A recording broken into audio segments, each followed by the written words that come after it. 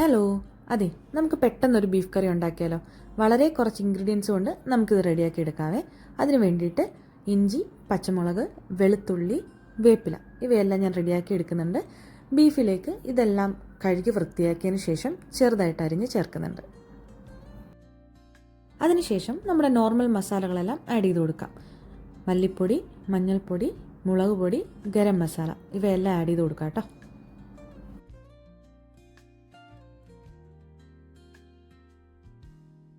മസാലപ്പൊടിയെല്ലാം ഇട്ടതിന് ശേഷം നമുക്ക് കൈകൊണ്ട് നല്ലപോലെ ഒന്ന് കുഴച്ച് കൊടുക്കാം കേട്ടോ. ആ മസാലകളെല്ലാം ഇറച്ചിയുടെ എല്ലാ ഭാഗത്തേക്കും ഒന്ന് പിടിക്കട്ടെ. അതിനുശേഷം ഒരു 3/4 ഗ്ലാസ് വെള്ളം കൂടി ഞാൻ ഒഴിച്ചു കൊടുക്കുന്നുണ്ട്. വെള്ളം കൂടി ഒഴിച്ചിട്ട് ഒന്നുകൂടെ നമുക്കതൊന്ന് പുരട്ടി ഒരു 2 മിനിറ്റ് വെക്കാം.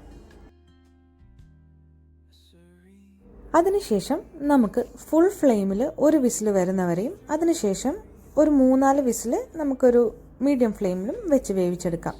ബീഫ് ഓരോ സ്ഥലത്തും കിട്ടുന്നതനുസരിച്ച് വേവിന് വ്യത്യാസം ഉണ്ടാവും കേട്ടോ. ഇതൊന്ന് വെന്ത് വരുന്ന ടൈമിനുള്ളിൽ നമുക്ക് മസാല റെഡിയാക്കാനുള്ള ഉള്ളിയൊക്കെ കൂടി റെഡിയാക്കി വെക്കാം.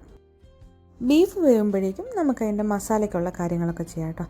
എണ്ണ ഒഴിച്ച് നമ്മുടെ ഇഞ്ചി, വെളുത്തുള്ളി, കുഞ്ഞുള്ളി, വേപ്പില ഇവയെല്ലാം ഇട്ട് കൊടുത്ത് ഞാനൊരു ഗോൾഡൻ ബ്രൗൺ ആവുന്ന വരെ വഴറ്റിയെടുക്കുന്നുണ്ട്.